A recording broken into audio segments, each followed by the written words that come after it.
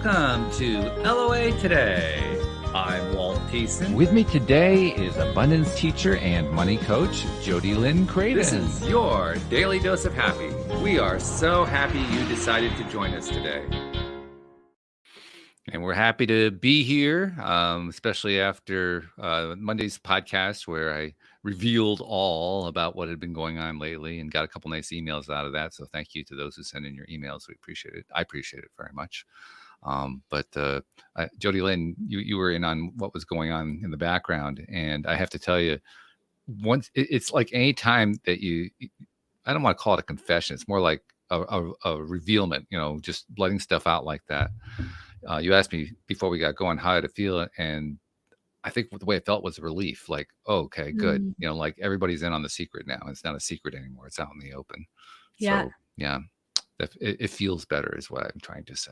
Good. Yeah. Good. That's the most important thing. It is. And the feedback I got was that I did a good job doing it all. So, I mean, how can you go wrong with feedback like that? I mean, that's pretty good. Yeah. So, and I feel like I'm on the other side now in many ways. I still have a couple issues that aren't resolved. I actually got a little piece of good news yesterday that may actually help to resolve some of my financial issues. Don't know yet for sure, but I should know in a few days whether or not that's going to work out well. So if it does, then I'm one step closer to being in that full state that I've been wanting to be in for about 3 months now. Yeah. Wow. Has it been 3 months? Almost. Already? Yeah. It's about it'll be 3 months on January 7th. Yeah. Wow. Yeah. Time just flies. Except when you're in the middle of it. Yeah.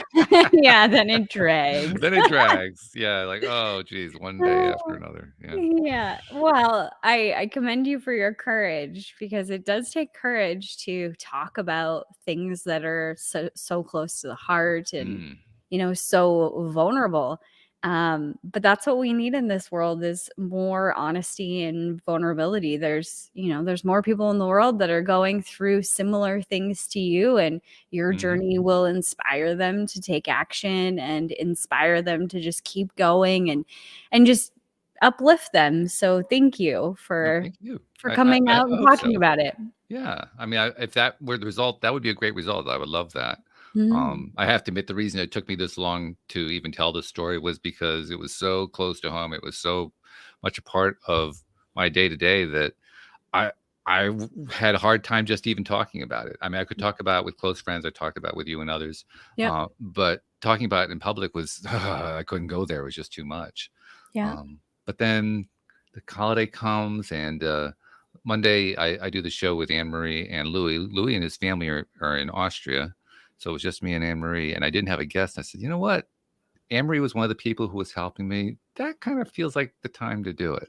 Yeah. So I followed through on that. And I think enough time had passed and enough progress had been made, because there's so many things that I was facing immediately after that event that my life literally just, well, I put it this way. I participated in a meetup meeting last night with somebody else who runs a law of attraction meetup. And at one point in her presentation, she talked about how when we are asking for a lot of stuff to happen in our lives, and a lot of stuff does happen in our lives, everything feels shaken up. And that's exactly the way it's felt. Everything literally everything of importance in my life has shaken up. And it's not a comfortable feeling. It's a rather traumatic feeling in some ways. So yeah, I kind of needed time to get used to that. And I wanted to see what was going to fall into place, because as I mentioned on Monday, it kind of reminds me of 2014 when Louise and I moved from Virginia back to Connecticut, and we had all these things that were issues at the time, and they all kind of fell into place. I said, that's kind of what the feeling is here.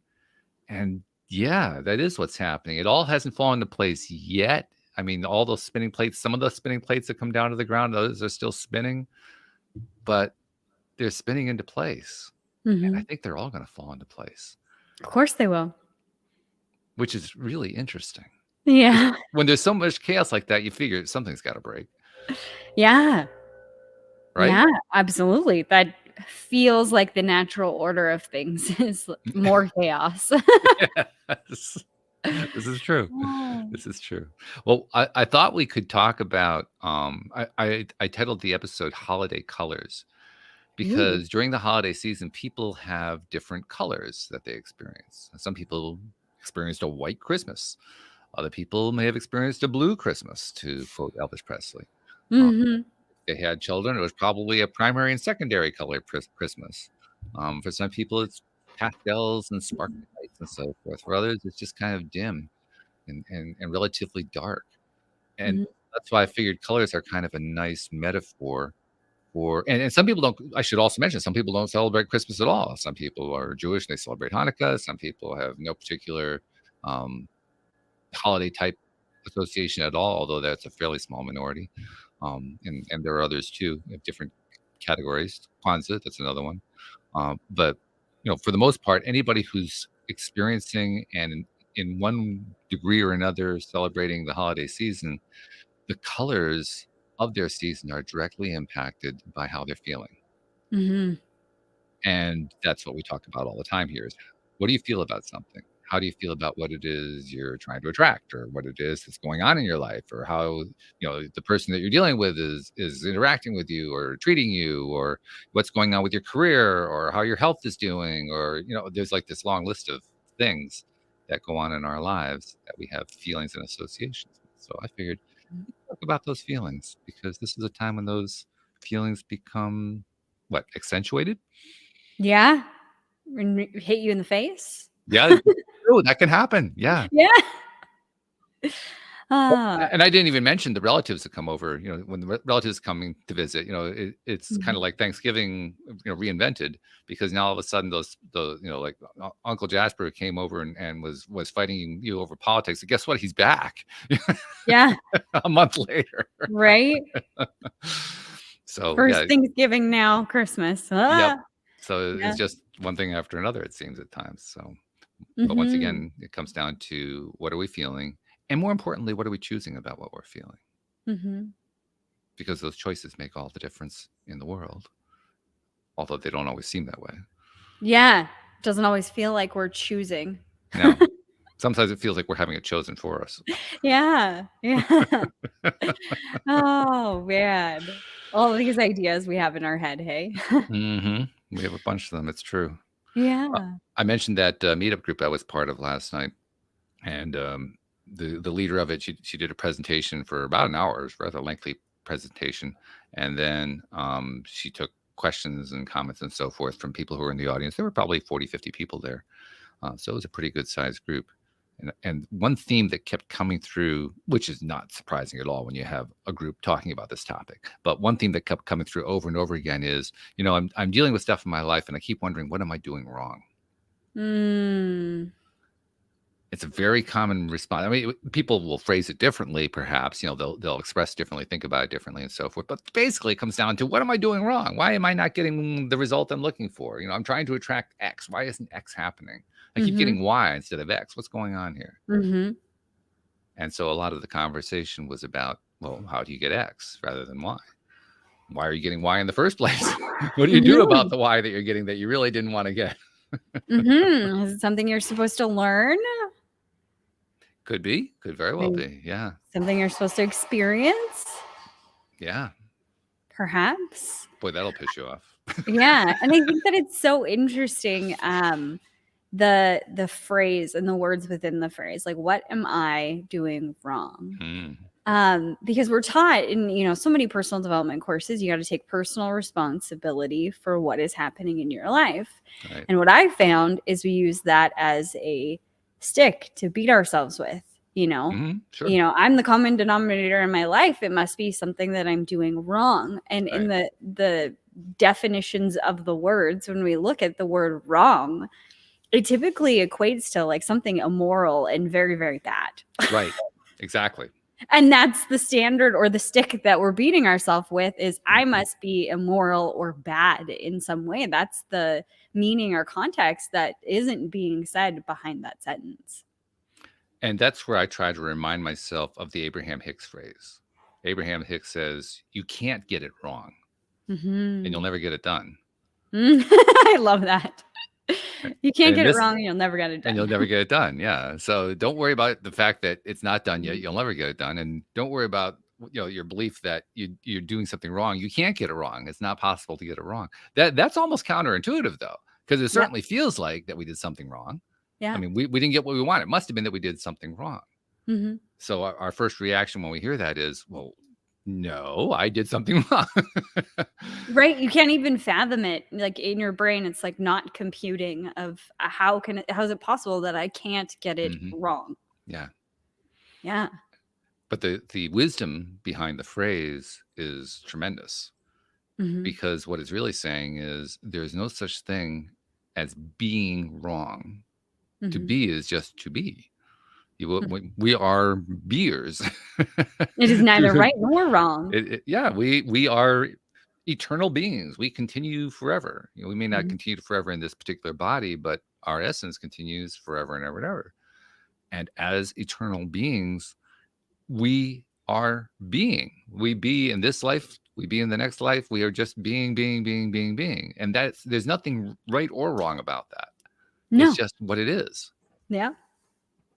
So when we look at it that way, then all of a sudden it becomes a little bit easier to accept the idea that you can't get it wrong. But it's still there's that little piece, like you said, there's that little piece that we're kind of taught.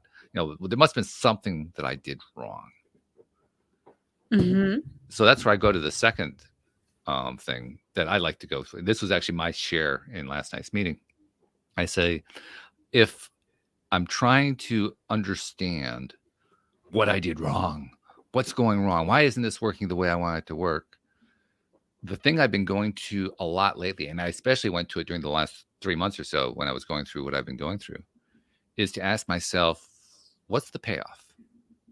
Doesn't matter whether it's working out the way I want it to or the way I don't want it to. In both cases, there's a payoff.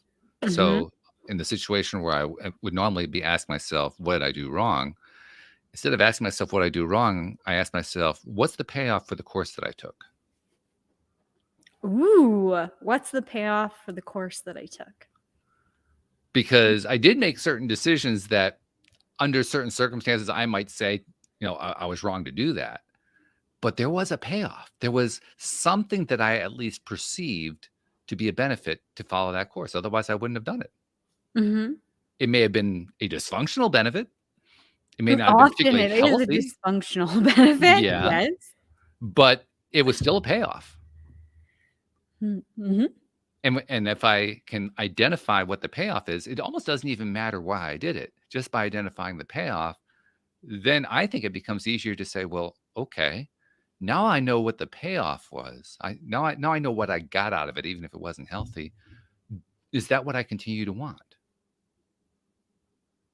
That's And usually right. if it's dysfunctional, now it becomes easy. Like, well, no, I really don't want that anymore. But now that I've identified that much, it almost doesn't even matter why I quote did something wrong. It's, did I like where it took me to? Yeah. And once I answer that one, now I find at that point it becomes very easy to pivot. Up until that point, it can be difficult to pivot because I haven't really identified what the payoff is. Mhm. Why you're doing it. Why am I doing it? Yeah. Mhm. Yeah. That's brilliant, I like that. Yeah, I kinda came I up with agree. it. Well, I agree that there is always a payoff. There's always a reason why we do things a certain way. And I truly believe, and I coach on this too, is that um there's a perception behind it that you're getting something out of it that you need or you feel you need in some Mhm. way. And it's looking at that without judgment, just Yes. with simple curiosity. Like, what is it that I got out of doing this? Like, what's driving this? What's feeding this? What am I getting out of this that I perceive that I need to be safe, to be loved, to whatever, and whatever that reason may be. And the follow-up question that I always ask is that the way that I want it to be? Right. Or does it have to be that way? Yeah. Because we get stuck in thinking that our life, the way that we see things around us, is the way that it is. And I was thinking about this last night, actually. The interesting thing is that our perception is distorted. not good or bad, just distorted based on True. all of the experiences that we've had. And you could be sitting right next to me, Walt, and we could be listening to the same exact speaker or song or whatever it is and have a completely different experience. That's right. So it means, and maybe distorted isn't the right word, but my perception is mine and yours is yours. And if that they both exist and they both are true at the exact same moment in time, which means that there's room for me to choose a new perspective with all things. Well, to draw from the title of today's show, our perspectives are colored. Absolutely. They are. Yeah. Yeah. And they're bound to be different colors. If everybody was the same color, we wouldn't be able to tell anybody apart. That's right. And nothing would be unique. Nothing would be special. Right. I mean, I think the reason why we have our own unique perspective is to bring that, song, if you will, to the world. It's a new color. There we go. Back to the colors. It's a new color that you're bringing to the world that only you can see and describe and show to the rest of the world. Something else that came up to me yesterday when I was giving my suggestion about identifying the payoff was hearkening back to the Abraham Hicks phrase, "You can't get it wrong, you'll never get it done." Another way of understanding that you can't get it wrong is, let's say you have been pursuing X and the payoff for X is that you're in a state of victimhood. And it's okay to say, I want to be in victimhood. It's okay to say, I want to be a victim. We have this tendency to want to, put a negative spin. Oh, don't be a victim. Being a victim is a really bad thing, but you can choose to be a victim if you want to. Yeah. Now, the real question is that what you want? Not, is it right or wrong to be a victim? Not whether you feel like you want to be there. Is that really where you want to stay? Because now when you look at it that way, now, if you choose to continue to be a victim, well, go ahead, you can. And if you choose not to be a victim, now you can climb out of it. But by looking at it in terms of, yes, I can choose to be a victim if I want to, you take all that stigma away. That moral stigma. Oh, it's wrong to be a victim. No. Okay. What if it wasn't wrong? Now what do you want to do? Well, going back to your original question, what am I getting out of being a victim? Yeah. A lot of people are afraid to step out of that victim stance or forgive or let go of whatever trauma or situation put them inside that box, if you will, because who are you without it? Good question. And a lot of times if we don't feel like we're a victim, or if we let it go or we forgive or whatever, then we're saying that it was okay what happened, or that's the perception in the mind. So for me to be right, I have to be a victim. Yeah, that's right. In fact, we can also take it into the other negative emotional responses too. Well, if I'm a victim, I can be angry. If I'm a victim, I can be depressed. Yeah, I'm allowed to feel all these things. I'm allowed to feel all those things. Yeah, I'm allowed to be pissed off. Yeah. Yeah. And that also raises an interesting question. Are you allowed to feel those things without being a victim? Why not? Oh, sure. I agree with you. I'm just saying from the perspective of the person who's evaluating whether they want to stay in that victimhood, because it's very possible that people can be going for and kind of being drawn toward the victim psychology because that's the only place they feel like they can express those and feel those feelings. They're like, they're not allowed to outside of that victim bubble. Whew.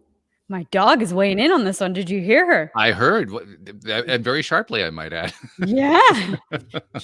She is angry. Very strong opinion. Yeah. Oh, is she feeling like a victim? I hope not. She is playing the victim. She is playing the victim. She is playing the victim, and she's mad. She wants me to put her on a chair. And yeah, so I'm. You keep talking. I'll be right back, or else she won't stop. Okay. So keep playing the victim. Well, it's actually the dog picking up on what we were talking about. The dog decided, okay, I want to be a victim here because, well, that's going to meet my need. If I continue to be the victim, then Jody Lynn's going to get up and take care of me. So I got exactly the payoff I was looking for. That's right. And I Yeah. mean, I'm not a very good dog trainer because I don't know how to get her to stop. She just barks louder. Then she gets closer to me and then she barks louder. So she gets what she wants when she wants it. Yeah. That's a really interesting point about the payoff. That's a very strong payoff. You get what you want. Yeah. Yeah. And I mean, in a different context, it could be like people feel bad for you, or they have more compassion towards you, or they're kinder to you, or they pay more attention to you, or, Sure. you know, it could be the excuse that you use on why things never go right for you. Like if you let go of that, then there's no excuse for all the bad things that you've done in retaliation because of this thing. Yeah, that's right. It actually becomes a way to justify all kinds of things. Yeah, absolutely. And so once again, we're faced with the ultimate conundrum. Is that what you want? Yeah. Because that may very well be what you want. And if it is, then okay, be prepared because you're going to continue to get more of it. That's right. Yeah. And is there another way? There's an interesting question. Yeah. Is there another way? Is it I love using the question, is it absolutely true? Because there's very few things that are absolute. No, not really. But the only absolute that I know is that we exist. Beyond that, I would be reaching to find one. Right? Every absolute that I've come up against where people say you absolutely need this thing, even water. You absolutely need water every 24 hours or whatever the number is. 2 days, I think, right? 48 hours, maybe you can live without water. Something. I'm not sure how long. I think you may be able to go longer, but yeah, I don't want to try. Something like that. But there is a tribe somewhere. I think it's South Africa. I don't want to speculate where it is, but there is a tribe that does not drink water at all. So that is not absolute. They drink something else that is not water. I was going to say, where do they get their moisture? They got to get moisture from somewhere. Yeah, but it's not water. So it's not absolute. It's true. I mean, cats generally don't like to drink from a water dish. They'll go outside and they'll lick the grass. Oh. That's how they get their moisture. I didn't know that. That and they'll also get it from their food. They want moisture in their food. Yeah. Yeah. In fact, I've been kind of feeding into that, literally feeding into that, by adjusting what I feed to Joy, because I'm realizing he needs more moisture. So I'm finding moister cat food to give to him, just so that he can have the moisture. I love that. Yeah. But when you start looking at your life in those terms, like, what do I want? And is there another option on getting it? Like going back to this victim conversation, do I have to be a victim to have other people be compassionate towards me? Excellent question. Yeah. I think the most powerful thing that we can do on this plane is ask questions. And we may not have the answer, but there's power in the question and asking it and asking ourselves, what are we thinking? Why have we put ourselves in this box? And like, how is it serving us? And is there anything that could serve us better?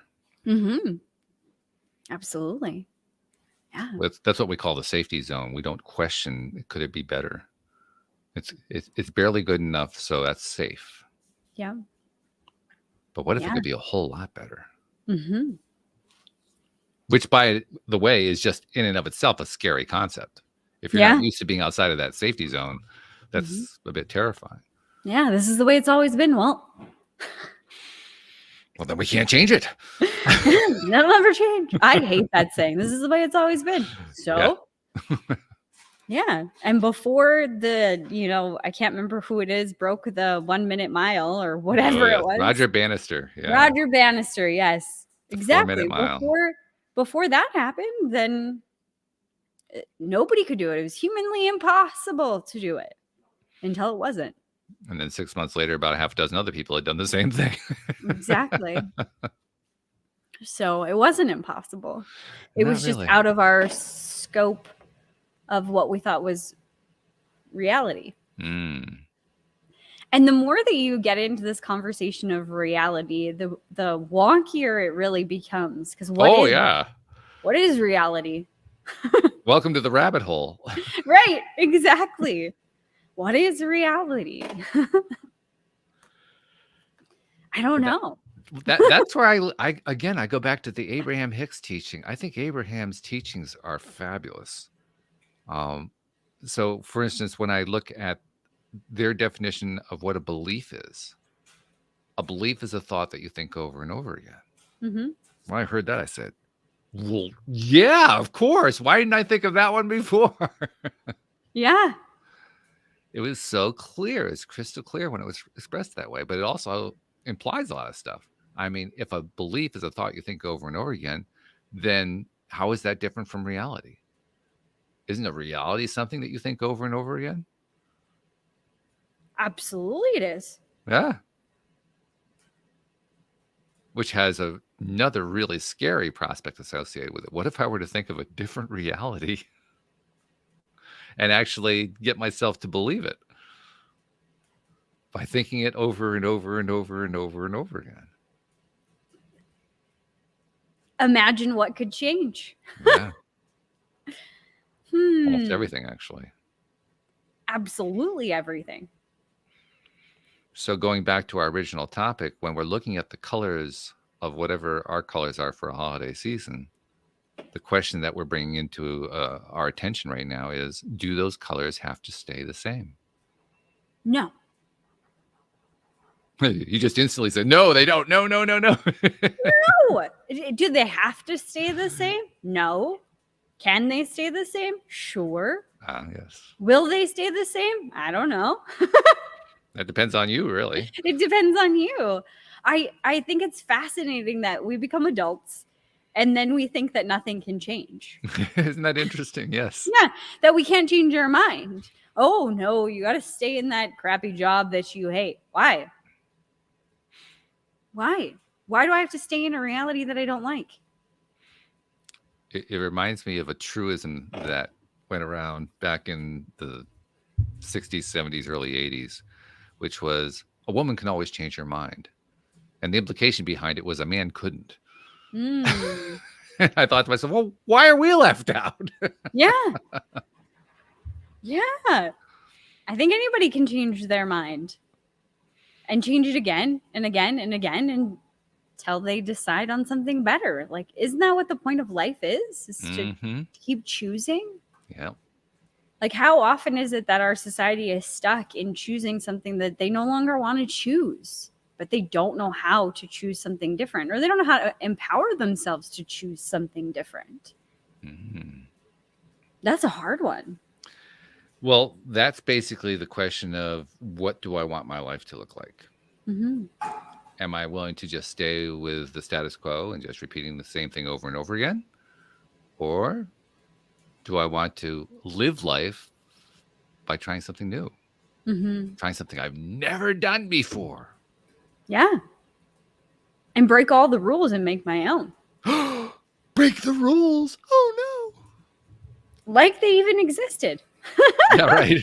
You're like, who did make those rules anyway? Who says? I love that question. Who says? Because a lot of times it's like, I don't know, people. Well, it's they. It's always they that said. Yeah. Yeah.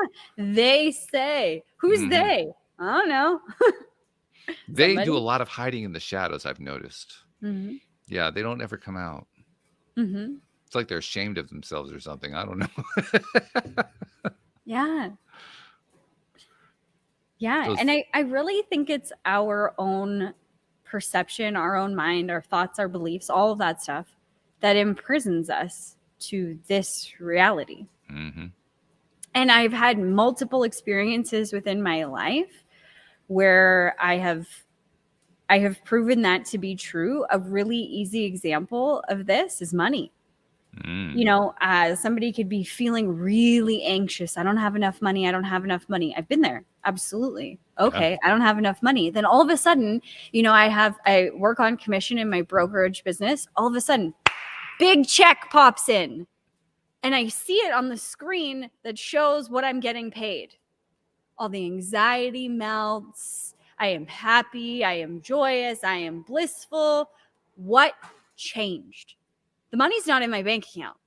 Not yet, because we always get like the notification or whatever the day before or whatever, a week before, you know, So you whatever still have to that wait a is. little bit. Yeah. Yeah, so you're still waiting. Nothing has changed, but my whole reality has changed in this instant.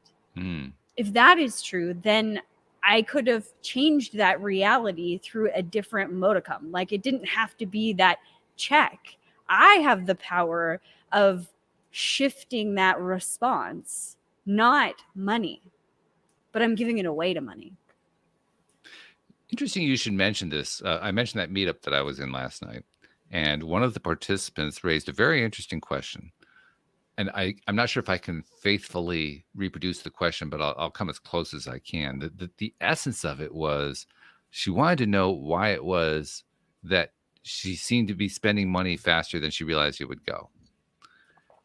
That's my way of saying it, not the way she said it, but that's kind of what the gist of it was. And the leader of the group said, well, do you make a lot of money? You know, is money coming in too? And she said, yes, money. She does very well. She has a good career. So the money's always coming in, but she's just perplexed at how fast the money goes out. Now, the leader had her own approach to how she would answer that, but I'm curious to know how you answer that, because you're a money coach. You help people with money. I imagine you probably encountered that one before. How do you address that one? Absolutely. Well, I think it's more than 30-minute conversation, because I think there's some unpacking there. Because I think the root of it comes back to the belief system, the expectation. If you believe that money is going quickly, then it will. And a lot of people don't give very much direction to their money or pay attention to it. Even the people that budget. I know many students that have gone through my course, and one of the pieces of the course is to take a look at the last 3 months that just passed and what you spent your money on. For me, when I did this, I was shocked because I was a budgeter. I know where my money went. No, I didn't. No, I didn't. I had some idea, but there was all of these little things that I wasn't expecting, like $500 a month on like McDonald's or like fast food joints like that. I didn't think I did that. That wasn't in my awareness that I was spending my money on that. And that money was coming in, but I wasn't giving it any sort of attention or direction. Yeah. And money wants to flow. So I would start with that person asking, is that absolutely true? That you never have any money, that it just goes? And then bring the awareness to the scenario, to your bank account. Bring your awareness forward to it. Okay, do you have $0 in your account right now? No, so it's not all gone. And what is fast? And I would start breaking down each of those things. So what is fast? Like it lasts 2 weeks, it lasts a month, it lasts whatever. Is that absolutely true? Is it always that way? And then when you bring your awareness to it, you'll start to see that it's your belief that it goes so fast that is actually making it go even faster. So then we can start bringing awareness to it and seeing that that's not an absolute. It's not always true. And you can start bringing awareness to other things. Well, where is that money going? Do you want it to go to those areas? What about it makes you uncomfortable that it's going out fast or it's going out at this pace? That's where I'd kind of start. I like that. And I especially like the example of going to McDonald's. I mean, I don't go to McDonald's. I'm not interested in fast food. But if I was somebody who did that, that would be one of those areas. I think this is the way you meant it. It's one of those areas where we're spending money without realizing we're spending money. Absolutely. Yeah. Yeah. Well, and the thing is, Walt, that, sorry to cut you off. The thing is right. that I would have said I never went to fast food joints either. And it wasn't McDonald's. It was Tim Hortons. That was like, it's the Canadian thing, right? It was Tim Hortons. And so when I actually looked at this for myself, I was like, whoa, I would have bet you $1 million that I never spent that much money on fast food. But instead of looking at it through a lens of judgment, I looked at it as a lens of curiosity. Why? I don't even really like Tim Hortons. I don't like McDonald's. I don't like A&W. Like, it's not like, ooh, luxurious food. Like, I mean, okay, there's one thing at that time that I absolutely loved at Tim Hortons. Okay. What about the other $490? Like, it was like a $10 meal or something like that. Yeah. Like, what? I mean, did I really go every single day of the week? No, maybe. But I started to look at all of these things, and it was so interesting because I had zero conscious awareness that I was even using my dollars towards these things. And then I saw it and was like, okay, what's the pattern behind it? Like, what is this doing for me? Because we do everything for a reason, going back to where we started today. So what is this doing for me? Like, why do I end up going there? When do I go there? I seem to go there at like 1 or 2 o'clock in the afternoon, maybe 3. Okay, interesting. That's like after lunchtime or whatever. So I started to map back my day of what was happening.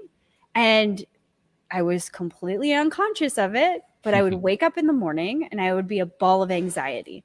I need to get to the office now. Like, I'm behind.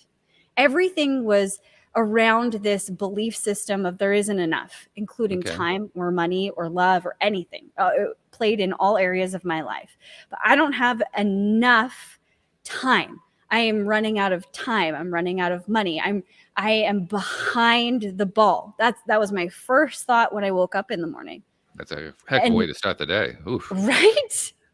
Okay. So then I would rush through the things that I should be doing.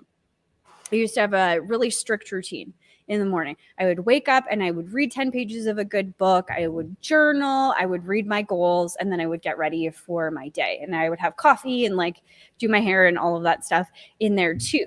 But I was always trying to like check off these boxes, and I had to be perfectly on time. And I never really took appointments in the mornings. So it wasn't that I had to rush to be at the office for an appointment. I could see that in my calendar that there wasn't appointments until 10, 11, later in the day. So what was I rushing to get there for? Was one of my questions. Good Well, question. I have to be there. Why? Why do I have to be there at 9 a.m. or 8:30 or whatever the time was? Because that's when they say I should be there. There's that dreaded they again. They, right? So I'm killing myself to get there at a certain time. Okay, and what happens? Why am I eating out? Going right back to this question. Why am I eating these garbage foods? Okay, why am I spending this money on things that I don't even really like, that I didn't even really know I was spending? You know, it's just a tap of a button, right? I would be in such a rush to get ready that I wouldn't make anything for lunch. Oh, okay. And then I'd be too rushed to go and get something before I actually went to the office because I had to be there on time. Yeah. So then I would rush to get to the office without any food, and I wouldn't eat any food before that point. So then I would wait until all of my appointments were done, or I had been in my day. I had done all of these things. I felt like I had accomplished things. And I would wait till the point of starvation, which would probably be around 2 o'clock. And that's when I would go to McDonald's, Tim Hortons, A&W, one of those places. It was out of sheer starvation. I would wait till the last moment where I was hangry and I couldn't help but go and get something that was fast. Even though I didn't really want it, I needed something to survive in that moment. That's where my body was at. So you were setting yourself up for binging. I was setting myself up for failure on all fronts. To binge, to feed my body stuff that I didn't really want to eat, that probably isn't that great for it, to spend money I didn't want to spend, all for what? Because of a belief system that I had to be at the office at a certain time. And I also had to be doing all of these other things before I got there. I love that story.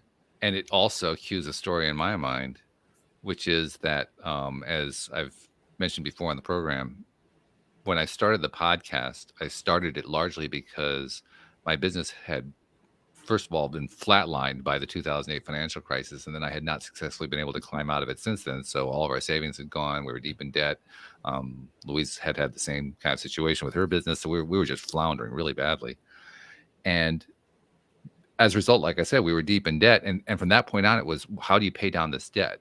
Because there was a piece of me that just refused to even consider the idea of bankruptcy. It was like a pride thing. So I said, well, then the only thing I can do is I've got to find a way to pay it down. And then incrementally, in very small amounts, it was paying down year after year. I was like getting, hardly moving at all. And then the last 3 or 4 years, I was getting pretty good traction. And then came the pandemic. And in the pandemic, like everybody else, my income shrunk. But an amazing thing happened. I paid off the debt. And I said, how did I do that? Where'd the money come from? So I actually had to sit down and calculate it out. And part of it came from an inheritance. My mom passed, and so a significant portion came from that. But I added it all up, and I realized there was 20% missing. I said, where did that 20% come from? I mean, our income was reduced, and yet somehow this 20% appeared out of thin air that I can't even identify it. Mm-hmm. It took me a while, but I'm a record keeper. I use Quicken to keep my records. And so I went through Quicken, and I'm looking and looking. The reports aren't showing me anything. I'm like, what the heck is going on here? And then it finally dawned on me, kind of alluding to what you talked about. During the pandemic, we were in lockdown. We couldn't go anywhere. So we couldn't go spend money ridiculously. Mm-hmm. So I was kind of forced into budgeting in a way that I hadn't budgeted before. Just not spending money on stuff that basically was designed just to try to make myself feel better, because I wasn't focusing on actually feeling better. I wanted the money to make me feel better. That's right. But in the pandemic, I couldn't do that. And so miraculously, 20% appeared. Well, it wasn't 20% of income. It was 20% less expenditure. That's right. Yeah.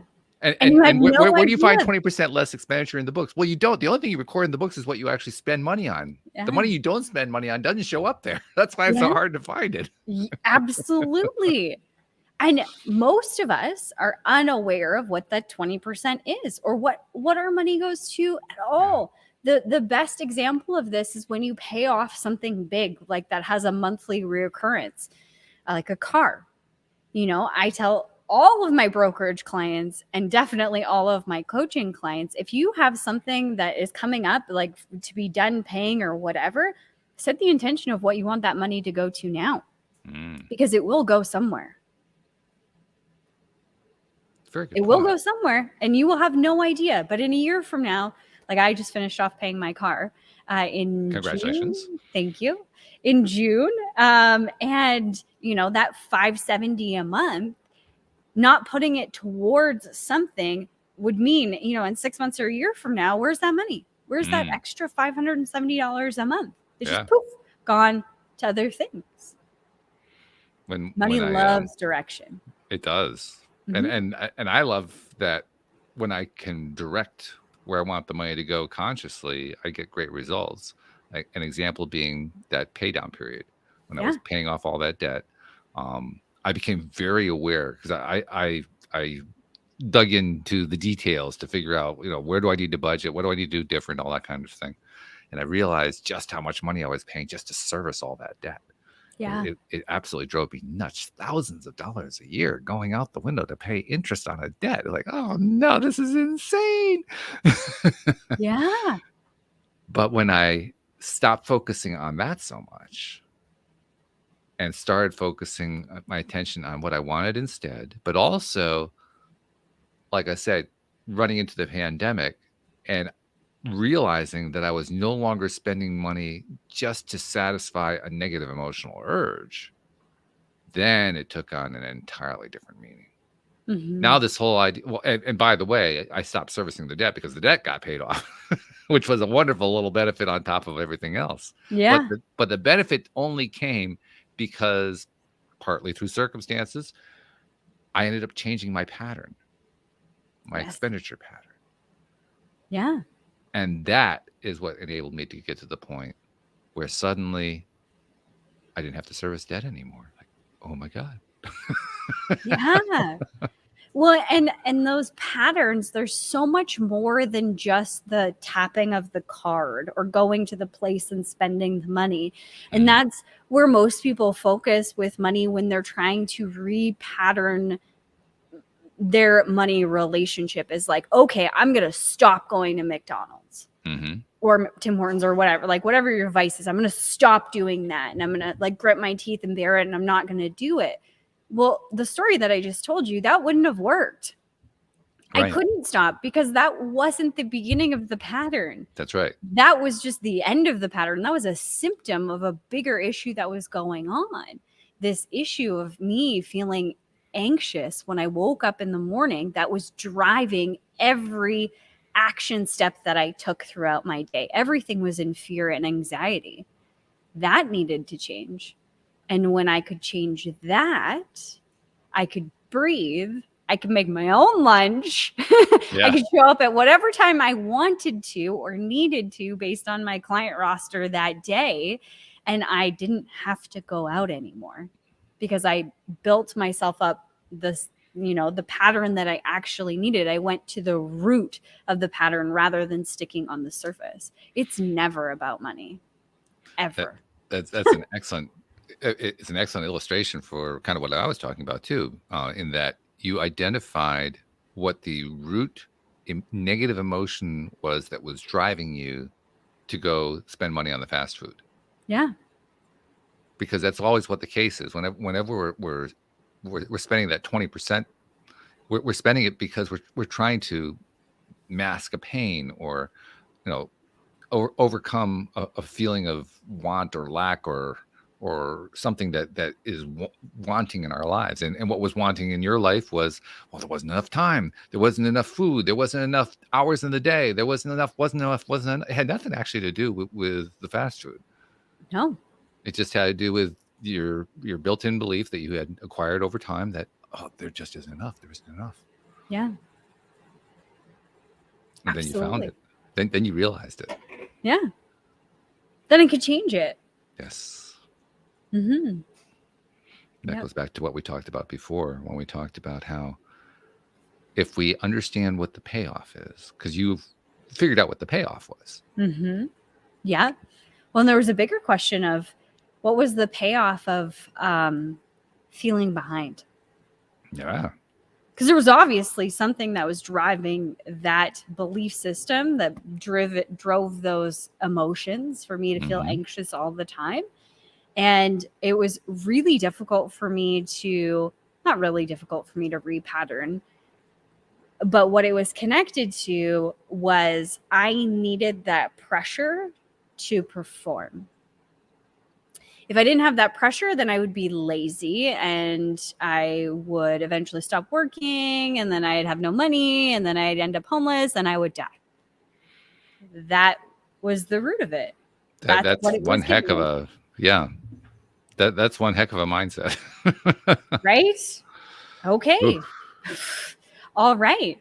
Well, now I can see it, or I could see it at that time and go, oh, so I believe that if I let these feelings go, if I let myself off the hook, eventually I'll end up homeless, alone, and then dead. No wonder I'm doing it. Like, no wonder I keep playing this same pattern over and over and over again. It's because I don't want to die. I don't want to end up alone. I don't want to end up homeless, lazy, homeless, all of those things. They were all wrapped together. But then I could start asking, is that really true? Yeah, and that's the powerful question right there. I know it's one of your favorite ones to ask. Mm-hmm. Is it really true? If I let myself off the hook, if I didn't operate from a place of anxiety, would I be lazy? Maybe. I didn't have an answer for that. Great point. You don't necessarily have to have an answer. You just have to identify what is that payoff. Mm-hmm. Yeah. But what it brought me to was a huge aha moment for myself. When I operate like in the zone, in my zone of genius, a lot of people will call it or whatever, right? I call it when I'm tapped in. Mm-hmm. When I'm tapped in and I'm working on all cylinders, so I feel refreshed and I'm engaged and I'm ready to rock. I can get things done 10 times faster than most people. I can do more in 2 hours than most people can do in 2 weeks because I'm tapped in. And the opposite is also true. When I'm not and I am struggling and forcing myself to do something, it's going to take me 10 times longer. And doesn't it seem like the day also drags 10 times longer? 100%. Yeah. Yeah. It takes 10 times longer. It takes 10 times more energy. It's 10 times more frustrating. All of these things. And when I could see those two sides of things, I could look at them from a place of conscious awareness. Like, okay, so the same task over here, when I'm forcing it, takes me 10 hours. And over here, when I'm not forcing it, takes me 1 hour. What do I want to choose? I want to choose the one that takes me less time so I can do other things. That sounds way more enjoyable than the opposite. This is why I could never have a cuckoo clock. You know what I mean? Yeah. Because when I'm in that not so good mind space where I'm thinking, oh God, this is going to take forever. I got the clock in the background going tick, tick. Yes. Tick, Yeah. tick. Yes. Well, and going back to reality, time itself is a construct that we've created. And we've both had experiences where time flies. This episode, being here with you every Wednesday is an example of that. Just boom, feels like 10 minutes. And then, an hour has gone by. And I've had experiences with other individuals where it felt like the hour was like painfully 7 hours.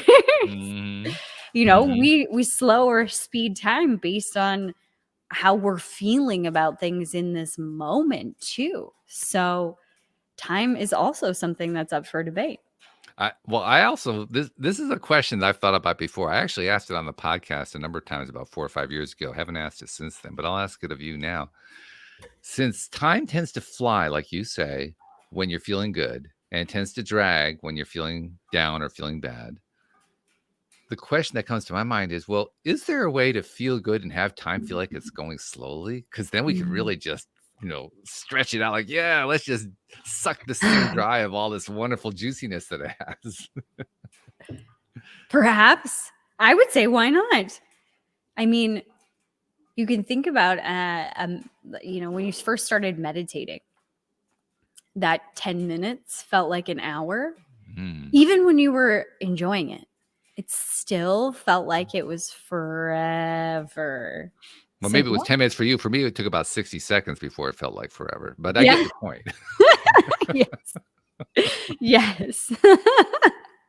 Oh, man. Have you ever been in a float tank before? I have not, no. Those are so much fun. They suspend the reality around you. Like everything, like there's no sound, there's no light, and you're floating in a saltwater bath essentially.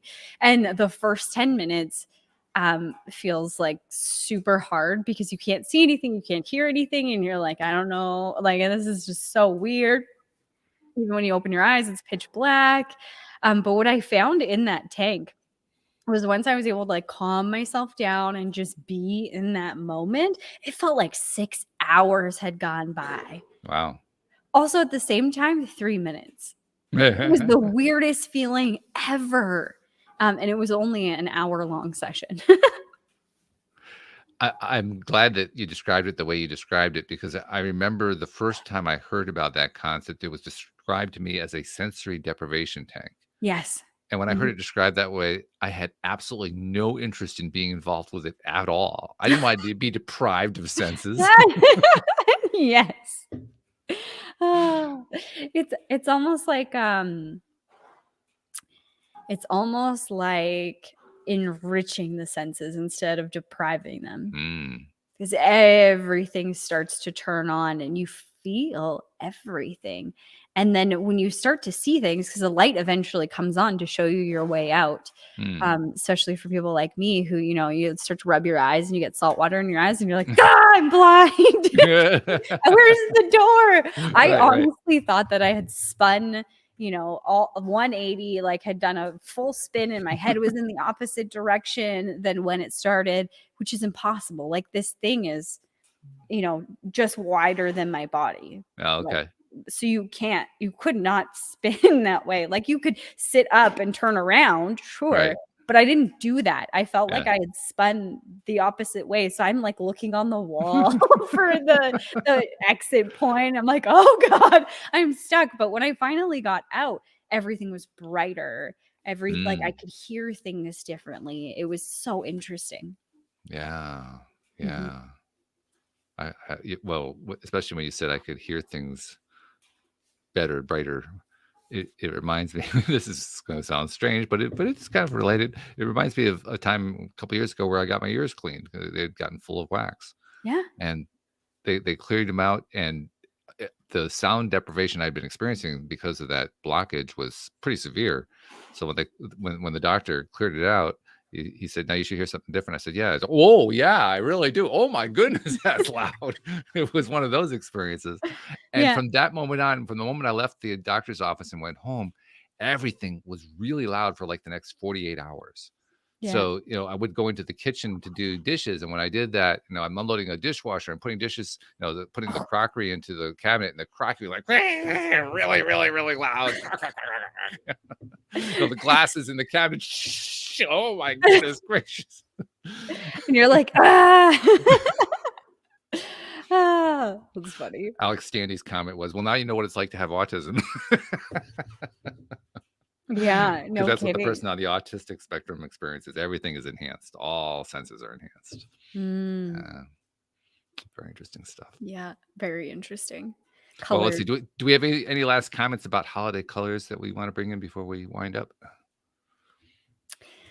Um, I think we should just touch on attachment, because I think that if you had a blue Christmas, or a Christmas that wasn't the color that you perceive it should have been, or that your friends had, or your family had, or whatever, we tend to create meaning around that too, of like, oh, I'm bad, or I shouldn't have experienced that, or something's wrong with me, going right back to where we started. And having some compassion for yourself, that's okay. It was just a season, a moment in time. And it doesn't mean that even looking back on it, you can't change the color, or the color can't change. If you will, you choose another perspective, and I think the color will change. But it doesn't have to be bad. It's okay, whatever color it was this season. And if you choose, you can look back and choose to see a different one looking back. Yeah, I like that. I think that's very important. It harkens back to the Abraham phrase, you can't get it wrong. It's Can't not get it wrong. possible to get it wrong, Yeah. which is basically a way of giving ourselves permission to say, there's no wrong attached. No. The only wrong that we ever attach is the one that we attached. It wasn't Yeah. automatically there. It wasn't part of it. So let Mhm. go of that part. And suddenly that blue Christmas starts to feel a little different, because now Mhm. I'm not judging it anymore. Exactly. I'm discerning it. I'm recognizing it, but I'm Mhm. not judging it. Mhm. Yeah. It turns out that's a pretty powerful difference. Mhm. Absolutely. One is empowering you, and one is disempowering you. That's right. It's that clean. It's that clear. Yeah. Absolutely. As has been this conversation. Yeah. Always. Our 5-minute session. Yeah, the 5-minute Yeah. session that takes an hour. It's pretty cool. Yeah. Right. I love it. Although I have to say, it has gotten to the point now for me. I'm talking about earlier about, how can we extend the time of the stuff that feels good. It's gotten to the point now where it feels like an hour, and I'm glad that it does. Yeah. Because every time I get the daily dose of happy, everybody else gets it too. And I got to experience it for a full hour. Now, my goal right now is to make it feel like it's 5 hours of joy. If I can get to that point, Yeah. then I feel like I've hit nirvana at that point. Yes. Absolutely. Done. I love it. Well, thank you very much, JodieLynn. And Thank you, Walt. I hope you have a happy new year. I know I'll be talking to you in the new year. But in the meantime, happy new year to you and your family. Yeah, to you also. And happy new year to all of our listeners and friends everywhere. We'll see you all next time here on LOA Today. Goodbye, everybody. Bye.